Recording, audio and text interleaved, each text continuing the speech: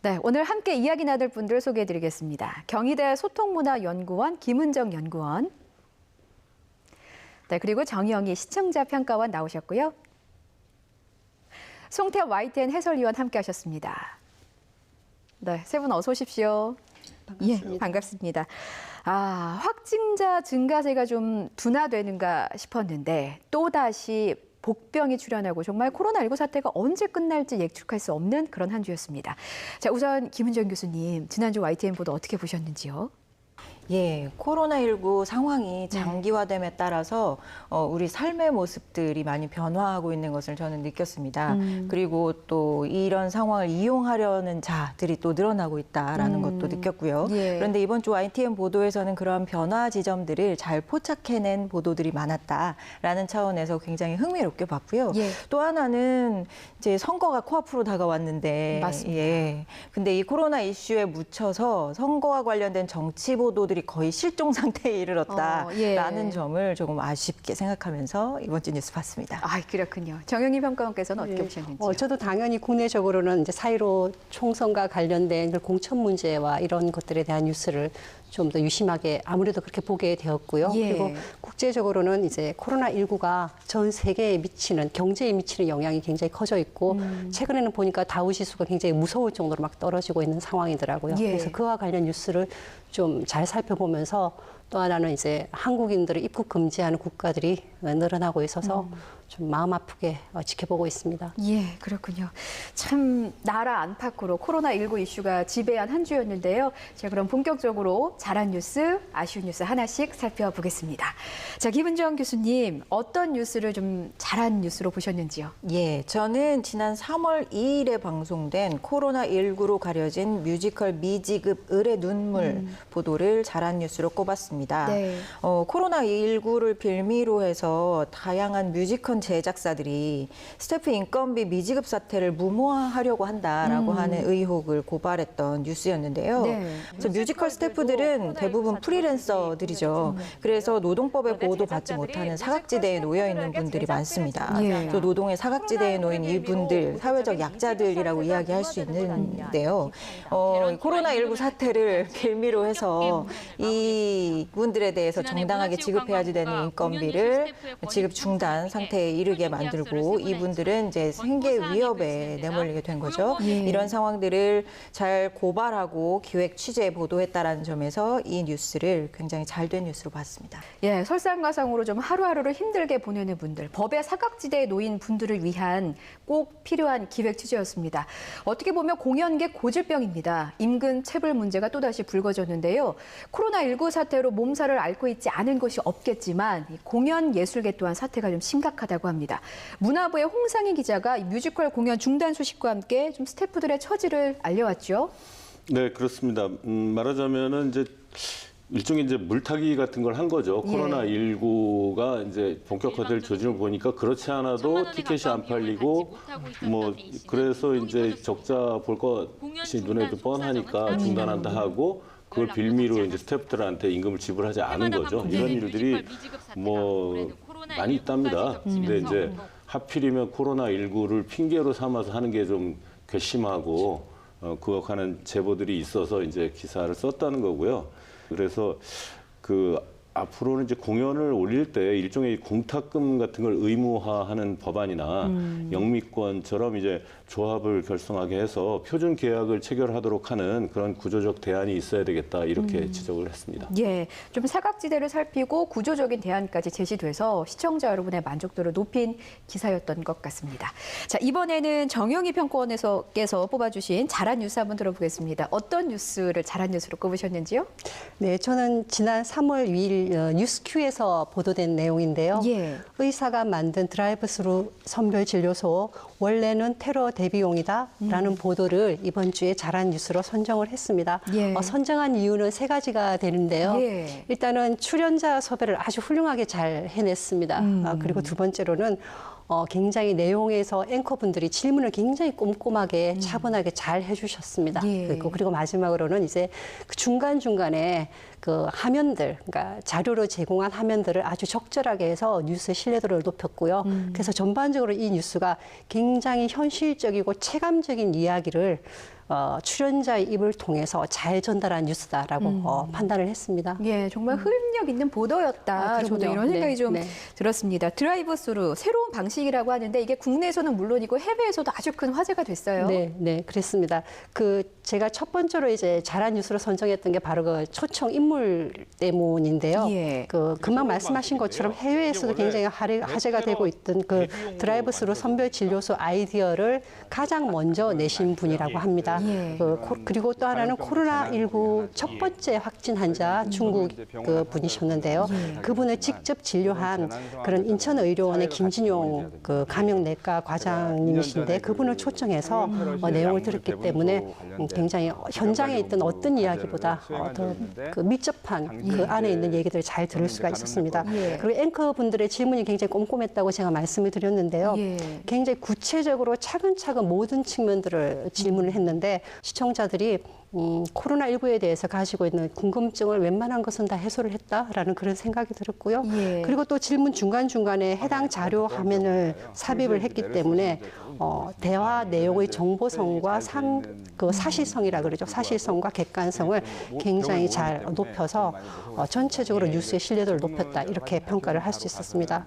이 뉴스를 특별하게 좋은 뉴스로 평가한 이유가 사실은 가짜 정보가 워낙에 많아서 인포데믹이라 그러죠. 그죠? 정보가 너무 많아서 벌어지게 되는 그런 공포스러운 현상이 있는데 그것을 극복하는 데 큰 도움이 됐던 뉴스라고 판단을 했습니다. 예, 네. 말씀해 주신 칭찬을 저도 앵커팀에 잘 전달을 해서 네. 앵커들에게 좀 힘이 될 수 있도록 하겠습니다. 정말 잘한 뉴스였어요. 네. 자, 이럴 때일수록 신뢰도가 높은 전달이 참 중요하잖아요. 자, 송태엽 해설위원님, 뉴스큐의 패널 섭외부터 앵커들의 질문, 또 시청자들의 이해를 돕기 위해서 제공되는 자료 화면까지 군더더기 없는 인터뷰 코너였어요. 지금 종합적으로 이렇게 칭찬을 받게 돼갖고 저도 좀 기쁩니다. 예. 이제 저도 재밌게 봤거든요.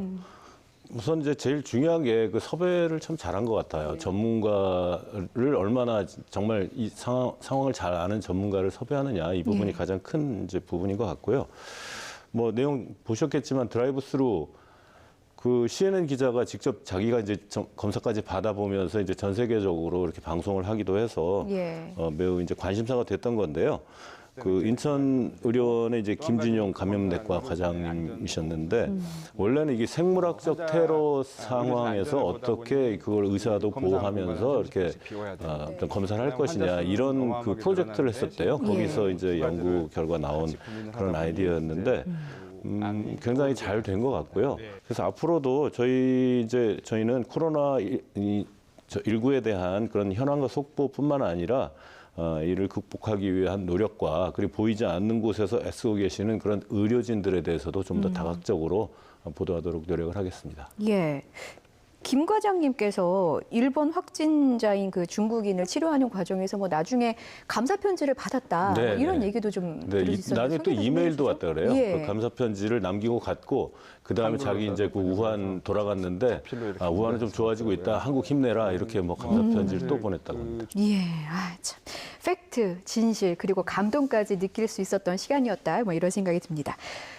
당근과 채찍이 공존해야 YTN 보도 성장의 자양분이 될 수 있겠죠. 자, 이번에는 아쉬운 뉴스에 대해서 이야기를 좀 나눠보도록 하겠습니다. 그런데 이번 주는 두 분께서 아쉬운 뉴스로 좀 같은 보도를 뽑아주셨는데요. 바로 검찰 신천지 교주 이만희 수사 착수, 제2의 구원파 되나 이 보도였습니다.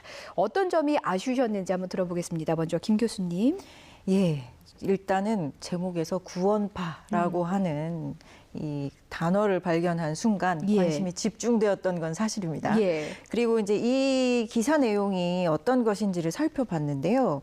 최근에 신천지 교주 이만희 총회장에 대한 고소와 고발이 이어지고 있습니다. 그래서 이 건을 보도하면서 실제 처벌이 어떻게 이루어질지, 실제 이만희 교주의 처벌이 가능할지가 궁금하다라는 내용이 이 기사의 요지였습니다.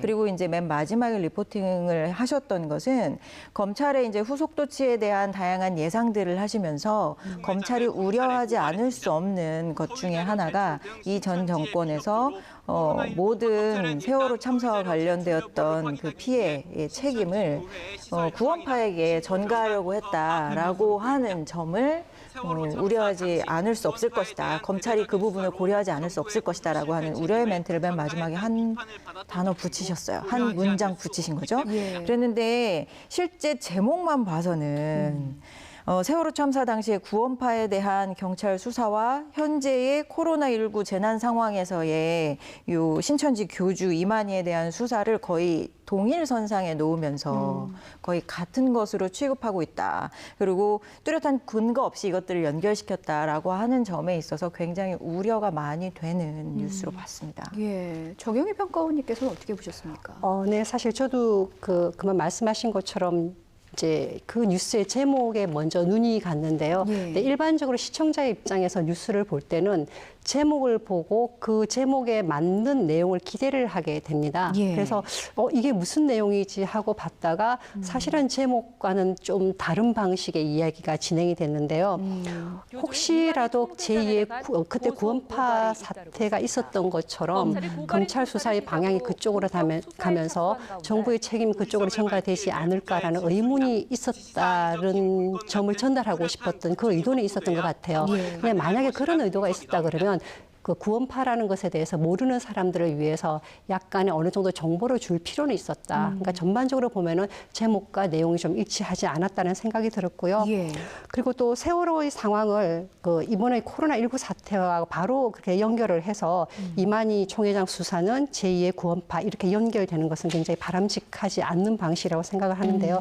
왜냐하면 이것은 굉장히 위험한 프레임이 될 수도 있고요. 그리고 언론이 뉴스 제목으로까지 제시하면서 이 그러한 방식을 보도하는 건 바람직하지 않다라는 생각을 했습니다. 왜냐하면 결과적으로는 신천지 이꼴 그리고 구원파 이렇게 연결되는 공식을 만들어서 자칫하면은 상황을 선정적이거나 자극적으로 만들어갈 수 있는 그런 여지가 있기 때문에 조금 주의가 필요하지 않았나라는 생각을 했습니다. 예, 그렇습니다. 그래서 오히려 기자의 리포팅은 굉장히 조심스러운 언어로 구성이 되어 있다라고 저는 봤거든요. 그리고 구원파를 언급하는 데 있어서도 지금 상황과의 연관이 오히려 우려된다라고 하는 뉘앙스로 기자의 리포팅은 저는 봤어요. 예. 그런데 요 헤드라인만 봐서는 현 정권의 신천지 이콜 전 정권의 구원파 이렇게 공식이 형성될 수 있겠다. 그리고 이런 잘못된 프레임으로 시청자들에게는 다가갈 수 있겠다라는 생각이 들어서 이 제목의 선정에 있어서 조금 더 조심스러워야지 될 것 같다는 생각을 했습니다. 예, 자칫 잘못된 프레임을 형성할 수 있기 때문에 좀 더 신중할 필요가 있었다라는 의견들을 좀 공통적으로 주고 계신 것 같아요. 네. 예. 그리고 또 하나는 뭐냐면 사실은 뉴스 시청자가 항상 고정돼 있는 게 아니라 끊임없이 새로운 젊은 사람들 시청층으로 들어오기 때문에 예. 만약에 2014년에 그 사건을 경험하지 못했거나 뉴스를 접하지 못한 사람들이 뉴스를 들었을 때는 사실은 이 상황을 전혀 이해를 못하는 거거든요. 그래서 그렇게 새로이 유입되는 젊은 시청자들을 위해서 조금 친절하게 꼭 필요했다면 설명을 덧붙이는 것이 좋지 않았을까라고 생각을 했습니다. 네, 새로운 시청층을 위한 좀 배려가 부족했다 이렇게 네. 첨언까지 해주셨는데요. 사실 뉴스의 제목만 봤을 때는 시청자 입장에서 이렇게 갸우뚱할 수도 있었을 듯합니다. 자, 위원님 이경국 기자는 어떻게 답을 해왔나요? 우선 제가 말씀을 드리면 이거는 제목 때문에 오해를 산 그런 경우였던 것 같습니다. 사실 그 구원파 수사는 검찰뿐만 아니라 언론에도 굉장히 그 트라우마처럼 남아있는 그런 수사거든요. 예. 이 세월호 어떤 사건 발생의 원인을 본질적으로 수사하지 않고 본질적으로 찾아내지 않고 특정 종교 집단에게 마치 마녀 사냥처럼 이렇게 몰아가면서 언론의 초점을 이제 잘못 이끌었던 그런 여론 초점을 잘못 이끌었던 사안이거든요. 이제 아마 이경국 기자는 그런 부분을 우려해서 그 기사 말미에 이렇게 구원파를 언급했던 건데 예. 이 제목을 굳이 이렇게 해야 됐나? 사실은 제목에 대해서는 실수를 자인하지 않을 수가 없습니다. 사실 구원파와는 달라라고 하든지 아예 빼든지. 달라야 이렇게 하든지 그렇게 했어야 되는데 어쨌든 이제 이번 그 수사는 그 당시와는 다른 것 같고 검찰도 상당히 신중하게 접근을 하고 있어요. 그래서 이제 전반적으로 상당히 신중하면서도 정확한 사실을 전달하기 위해서 더욱더 노력을 해야 되겠다. 이런 부분을 두 말씀을 통해서 다시 한번 좀 깨닫게 됐습니다. 예, 뭐 사태에 대한 뭐 원인 규명이라든지 책임자 처벌이라든지 앞으로의 좀 재난 상황에 대비하고 극복하기 위해서 우리 언론이 좀 경계하고 조심해야 될 부분이 무엇인가를 좀 다시 한번 생각해 볼 수 있는 계기가 됐던 것 같습니다. 자, 지금까지 잘한 뉴스, 아쉬운 뉴스 세 분과 이야기 나눠봤습니다. 오늘 세 분 말씀 고맙습니다.